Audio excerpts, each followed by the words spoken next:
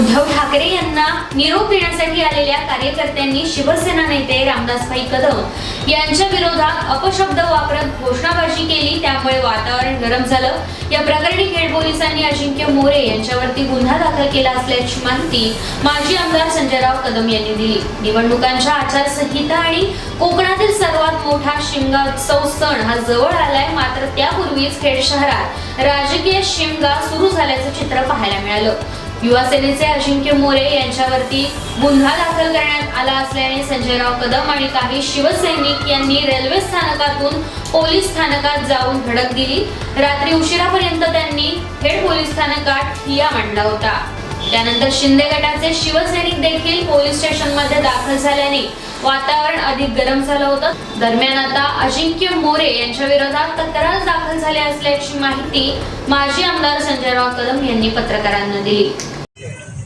शिवसेना पक्षप्रमुख उद्धवजी ठाकरे साहेब यांचा कोकणातला यशस्वी दौरा आज चिपळूणमध्ये पार पडला आणि चिपळूणवरून येत असताना खेडमध्ये त्यांचं आज खेड रेल्वे स्टेशनला त्यांचं जात रेल्वेनं मुंबईला जात असताना असंख्य मुंबईच्या चाकरमानी गावात कार्यकर्त्यांनी खेड रेल्वे स्टेशनला त्यांचं स्वागत मोठ्या प्रमाणामध्ये स्वागत केलं आणि स्वागत करत असताना कार्यक्रम अतिशय सगळा शांततेत आणि चांगला पार पडला।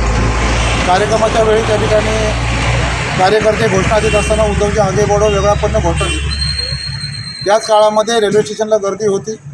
आणि त्यामधून कोणीतरी दाढीवाला भडवा आहे, नेमका पत्ता कडवा आहे ही घोषणा आमच्या कार्यकर्त्यांनी दिली नाही, परंतु काही लोकांना त्यांना वाटलं की आमच्याच कार्यकर्त्यांनी दिले, स्वतःच्या अंगावरती ओढून घेतलेत आणि असं असताना आमचा जिल्हाप्रमुख अजिंक्य मोरे याच्या नावाची तक्रार देऊन त्याच्यामध्ये ही तक्रार देऊन पोलिसांना त्यांना आज बसवलेलं आहे आणि बरेचसे शिवसैनिक आज खेडमध्ये मोठ्या संख्येत आलेले आहेत की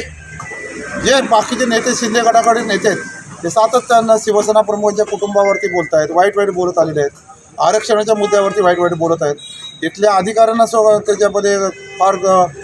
नेहमी त्याच्या ठिकाणी वाईट बोलत येत असतात आणि मग अशा लोकांच्या त्याच्यामध्ये व्हिडिओ झाले, अशा लोकांना त्याच्यामध्ये कधी कारवाई झाली नाही, परंतु आमचा गर्दीतला एखादा माणूस कोणतरी बोलून गेला